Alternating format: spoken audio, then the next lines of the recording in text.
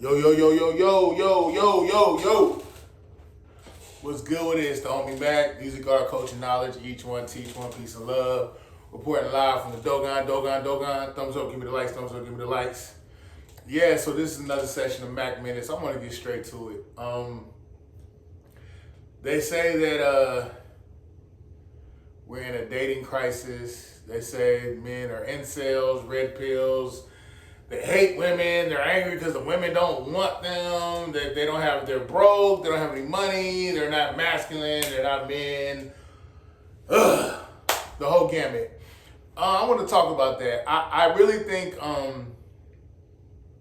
the social dynamics between men and women have vastly shifted. And I'm gonna keep it a buck with you. I'm in my early 40s.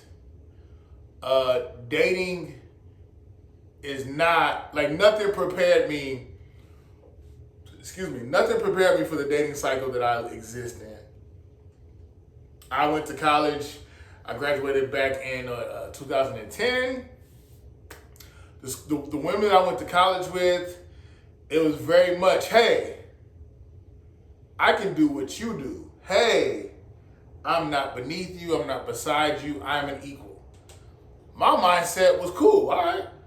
That's the new normal? Okay, so I'm thinking a woman is not my sidekick. A woman is my equal. So things have to be equitable between men and women. And when I say my equal, meaning my gifts, my talents, my inclinations, things that I have a proclivity for, things that I can do. Again, my gifts, my skill set. It does not make me higher or above a woman. And to me, that's fine. That's cool. That's cool. My mother was an MD. My father had his master's. My father was an educator. I never saw the dynamic where men are above women, women are beneath men. I would even argue in the black community, excuse me, I would say that the black community is literally a matriarchy. A lot of the guys that I grew up with, their fathers were in jail. Their fathers were absent. They grew up in a house full of women. There were masculinity, manhood men. A lot of them did not have a point of reference to mirror or imitate, if you will. And I'm saying all that to say the social dynamics, the moving parts, they did not necessarily complement one another and put us in a progressive present. Do with that if you will. Do with that what you will. I hope I am expounding on the different moving parts, the things that have led into the social dynamics that exist now, from my personal experiences and specifically. I came up in an era where I saw women that were very self-determined, very self-sufficient. Not necessarily, how do I say it? Not necessarily because they were like, I'm independent, I don't need no man. Even though some of them were. Some of it was just a force of nature. They had to step up because there was no one there to catch them.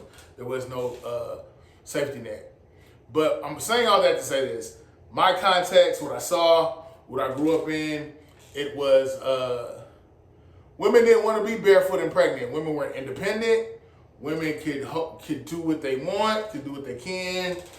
Women were not beneath men, side by side. And even if you go back to our lineage, you go back to ancient Africa, a lot of things in Africa were actually matrilineal.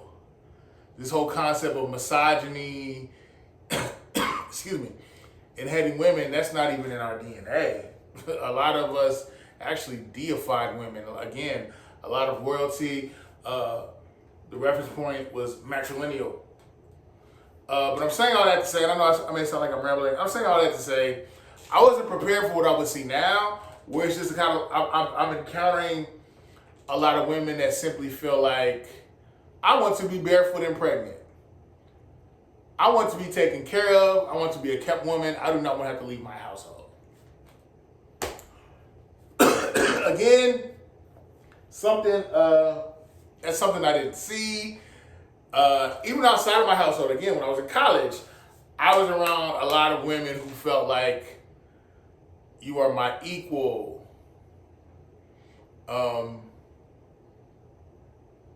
Dare I say I'm independent.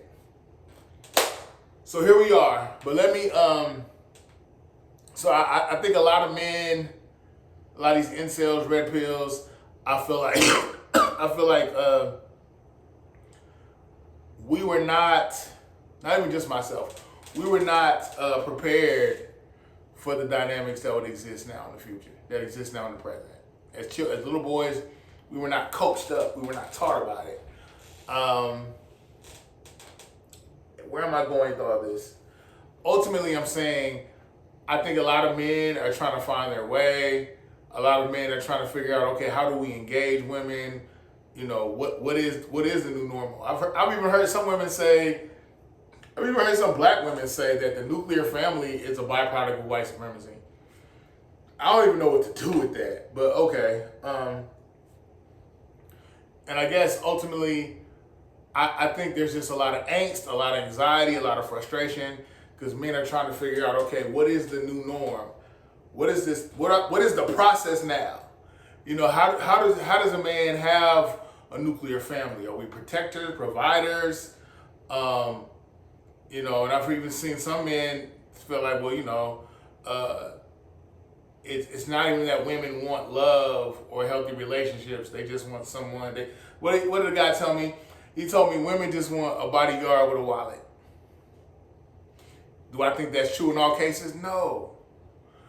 I'm not. That's not even an indictment on women. I'm just saying that's a dynamic that some men are trying to navigate through. I think a lot of men exist in this space where it's kind of like, you know what? Actually, us, because what last month was men's mental health month. So I think a lot of men are just trying to figure out, like, we don't even feel like we've existed as these beings that have feelings. It's just we're supposed to go hard, and and it's weird because I've heard some women say, well, you know, patriarchy and men are savages, and my thing is, like, if you are like, I don't even think it's an issue of misogyny and this whole machismo, macho man. I don't even think it's that necessarily men wanted to be that way. I think nature, the whole concept of romantic love and I love you, you love me. No, I think what it was about survival. So a lot of women were trying to find a guy that had the biggest nuts, that had the most resources, that was the strongest, so I can survive and perpetuate my lineage. I think that was the modus operandi. That was the end game. That was the goal. It wasn't necessarily about love and affection. And I've learned, you know, even in my personal experiences, like I feel like a lot of women in general don't even necessarily care about a man's mental health until it negatively impacts their bottom line and they can't get out of a man what they want. That's just my 2 cents. I'm just thinking we have to get to this space where it's not even about male and female, masculine and feminine. It's about just being a human being. And there are just fundamental things we need as humans. We need support. We need affection. We need kindness. We need friendship. We need love. We need camaraderie, friendship. I think I might have already said friendship. We need these things. It's not like, I feel like it doesn't need to be a thing where we compartmentalize the masculine experience and we compartmentalize the feminine experience. And by that I mean, well, I don't love the woman holistically. I just love what I can get for her. So spread your legs and make me a meal. And I don't love a man holistically. Give me some babies and go to work and protect me. So it's just like there's no empathy for just emotions, for feelings, for connection. And again, like I said, romantic love is within the I guess the greater scope of human history. Romantic love is actually a new concept. It's not an old concept. A lot of people got married for political reasons. Again, for issues pertaining to survival. It was not about romantic love, about you love me, I love you, we have a family, and we build with each other. No. A lot of that was not like that. So what I'm saying is, I just think there's just a lot of hyper frustration. I think there's a lot of, again, anxiety, angst, and confusion. And I think until men and women address one another, I feel like until men and women address one another humanistically, and not just look at each other as like a come up, or again, we compartmentalize. I get this from a woman, I get this from a man.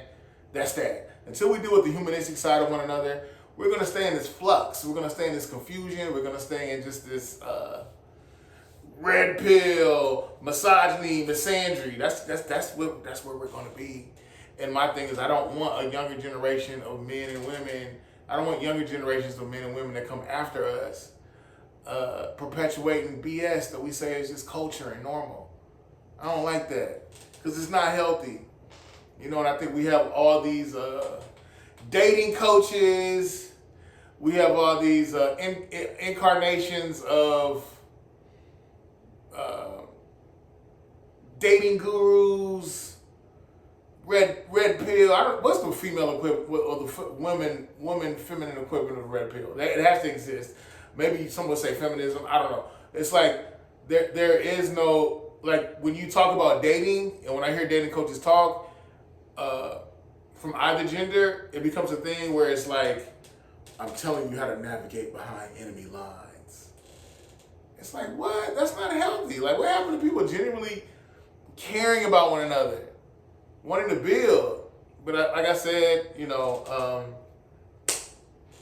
romantic love is a fairly new construct in human history. Where does that leave us now? Where do we go? And I honestly think that a lot, again, this red pill stuff, these incels, whatever, I think it's just frustration of being confused because they're trying to figure out how to engage women. How do I engage women and don't lose my mind? How do I engage women and stay true to myself? How do I engage women and have a healthy interaction? And I think the frustration from that, it goes into this hyper distortion. Red pill, what is it? Well, yeah, red pill. It goes into this hyper distortion of red pill or incel, and it's like, and I think it's like, instead of getting to the root of it, and studying the pathology and trying to heal, it's just we stamp them with these labels. You're a red pill. You're an incel, and it's like no one grows from that. No one learns from that. It's just like there's this perpetual versus men versus women versus men, and like what is that? Where does that leave us? And I'm of the mind now where it's like I don't think this whole concept of a gender war. No one wins. No one wins. I can't remember what there was an advisor to a president. I can't remember. I think he was Nixon's advisor. I cannot remember his name, but he said no one would win in a gender war because there's too much fraternizing with the enemy. So yeah, I mean, I get it. Survival comes into play. I get it. You know, people are trying to find their way, but I think humanity as we know it is going to collapse until we figure out a healthy way for us to interact with each other as men and women. You can't have a strong community without strong families. You can't have a strong nation without strong families. You can't have a strong country without strong families. You know, there needs to be morals, ethics, things that are healthy, things that are not taught out of fear or taught out of survival. But there needs to be some type of equilibrium where the masculine and the feminine principles balance each other out and they bring forth justice. But yeah, it's the homie Mac. Each one teach one. Peace and love. I know that was kind of long-winded, but I'm out. Signing out from the Dogon. I'm out.